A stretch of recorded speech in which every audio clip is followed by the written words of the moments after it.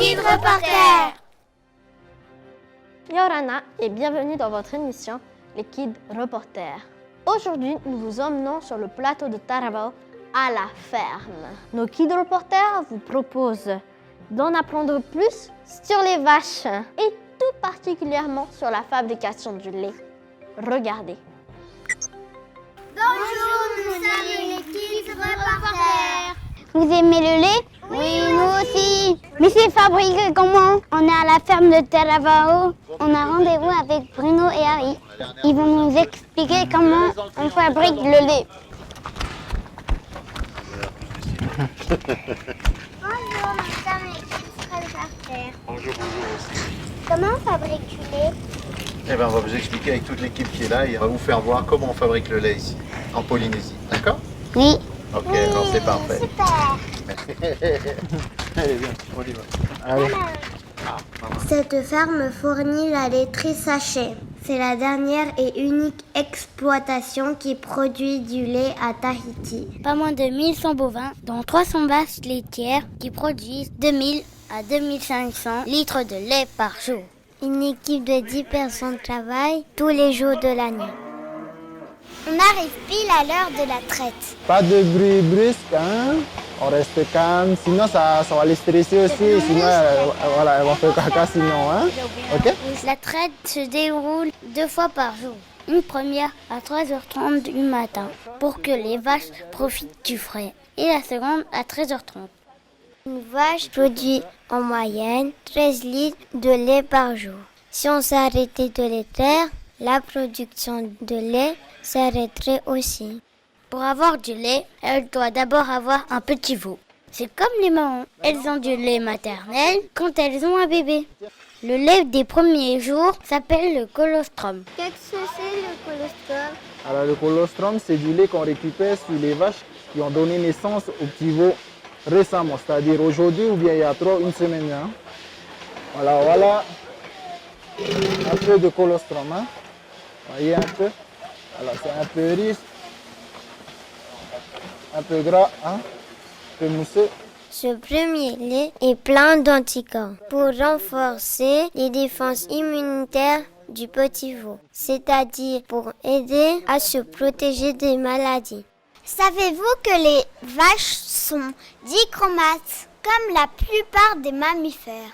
Elles ont dans leur œil que les cônes qui captent le bleu et le vert. Elles ne voient pas le rouge. Et sur l'oreille, toutes les vaches portent une boucle d'oreille avec un numéro. On suit tout sur des tableaux informatiques. C'est comme il y en a beaucoup. Ça, on sait que celle-ci, on a sa date de naissance, tout ce qui est arrivé dans toute sa carrière. On connaît ses parents, on connaît tout ce qui est arrivé. Allez, viens. Les vaches rejoignent les champs. Allez, fais. Et nous, oui! Les petits veaux boivent le lait de leur maman, puis du lait en poudre. Ils ont toujours faim. Nous sommes avec un petit veau qui a 3-4 jours. Il faut savoir qu'une maman vache a un veau par an. Il pèse à peu près 35 kilos. Regardez le petit veau, il m'a apporté, il est trop chou.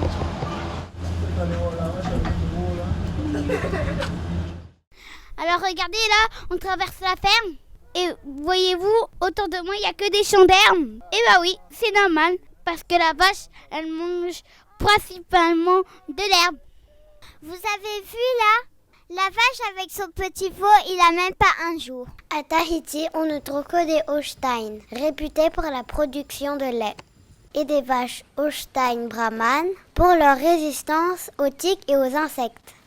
Nous allons voir les génisses. On les appelle comme ça, car elles n'ont pas encore eu de veau. Sur la ferme, elles ont moins de 2 ans et demi. Pourquoi la vache mastique tout le temps? Après, on a l'impression qu'elle mange du chewing-gum toute la journée, mais c'est pas tout à fait ça. C'est-à-dire qu'elle, grosso modo, pendant 8 heures, elle va se débrouiller pour manger l'herbe qui est au sol. Elle a besoin de 200 litres de salive pour manger et mastiquer sa nourriture, qui s'en va d'abord dans la panse. En effet, la vache, comme la plupart des ruminants, possède un estomac à 4 poches.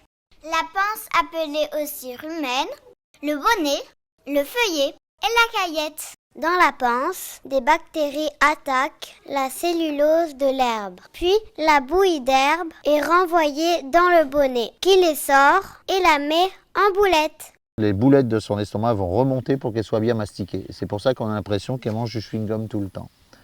Donc elle va mastiquer pendant 8 heures, 8 à 10 heures par jour.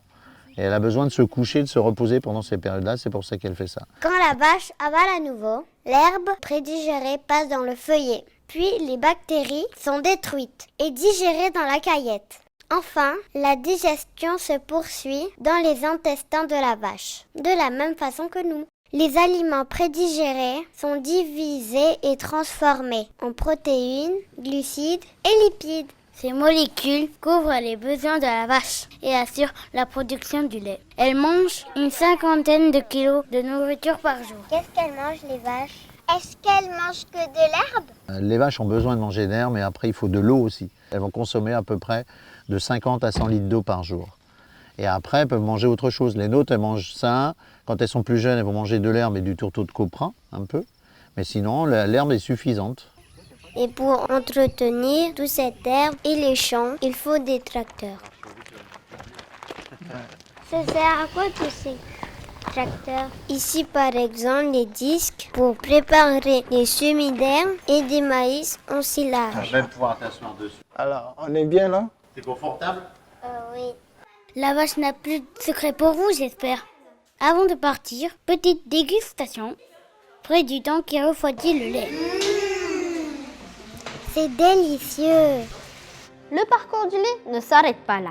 Il est ensuite pasteurisé dans une grande laiterie à Tahiti. Mais ça veut dire quoi, pasteuriser? Nos guides reporters nous expliquent comment ça marche. Tous les jours, ce camion de lait fait l'équivalent du tour de l'île de Tahiti. Il va jusqu'à la ferme de Taravao et ramène le lait tout frais jusqu'à Aroué pour le pasteuriser et le mettre en briques. Mais comment ça marche? Pour en savoir plus, nous les Kids Reporters avons rendez-vous avec Maud de la laiterie Sachet. Voilà les enfants, Bonjour. bienvenue à la laiterie, rentrez. Bonjour, on aimerait visiter la laiterie. Bonjour les enfants, bienvenue à la laiterie. On va essayer de vous faire une visite de nos installations pour que vous puissiez voir la collecte du lait jusqu'à sa mise en brique. Mais avant tout, on va commencer par les rencontrer William qui va vous parler de son travail. C'est quoi ton travail? Alors, moi, je suis le chauffeur du camion lait. Et mon travail, c'est de récupérer le lait sur Taravao. Alors, avant de l'amener ici à l'usine, je fais un petit contrôle de qualité du lait, prenant l'acidité et vérifier la température du lait. Alors, là, je viens de mettre le tuyau pour le déportage du lait. Nous, la vanne. Avant de rentrer dans les locaux de fabrication, nous devons nous équiper. En effet, comme nous sommes dans une usine agroalimentaire, il y a des normes d'hygiène à respecter. Alors là, nous avons la Charlotte, le blues et les surchus. On est prêt, direction la salle de pasteurisation. Il y a tellement de bruit que nous devons porter des bouchons d'oreille. Pour que le lait soit le plus frais possible, dès 4h30 du matin, les équipes commencent leur travail. Tout d'abord, il faut le pasteuriser dans une grande machine avec plein de tuyaux. On retrouve Ben, le responsable de production. Pasteuriser, ça veut dire qu'on chauffe le lait à plus de 72 degrés pendant environ 15 secondes. Ça permet d'éliminer les micro-organismes indésirables pour l'homme tout en gardant le lait entier tel qu'il sort du pis de la vache. En même temps, il est mélangé pour pas qu'il y ait de crème de lait qui se forme en haut et le rendre encore plus onctueux. Le lait est ensuite rapidement refroidi. Dernière étape, la mise en brique. Tu fais comment pour mettre le lait en brique? Alors, j'utilise une machine de conditionnement. Avant de démarrer la machine, il faut procéder au nettoyage de la machine, puis au désinfectant. Puis il fait un test que tout fonctionne, avec quelques briques uniquement.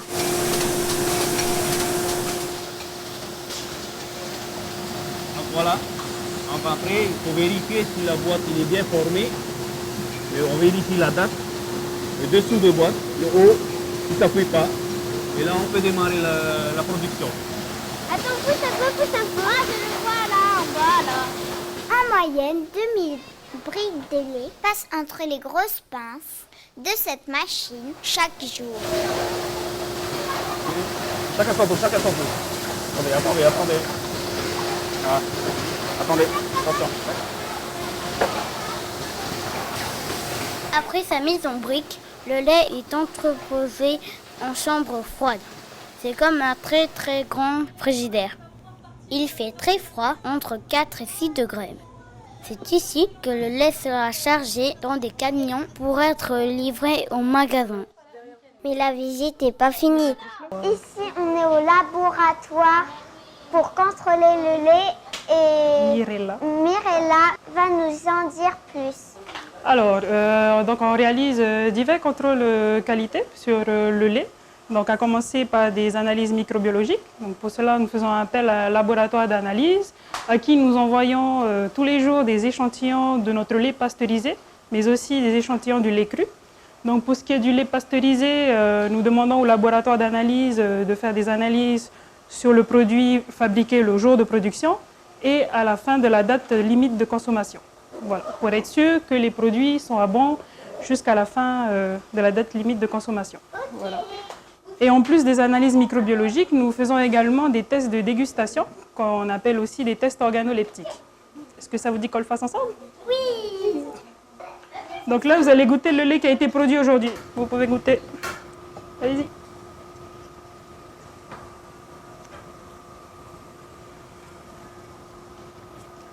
Alors, vous en pensez quoi?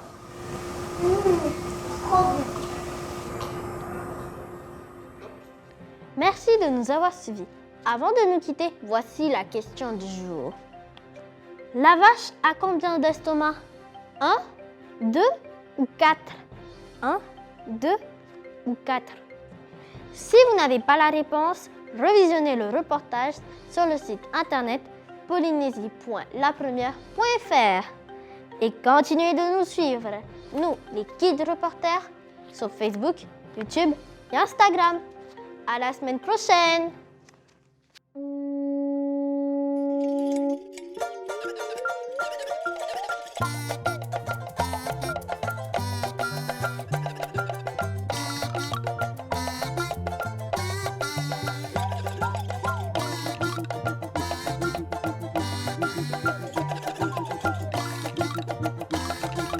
Nous sommes les Kids Reporters.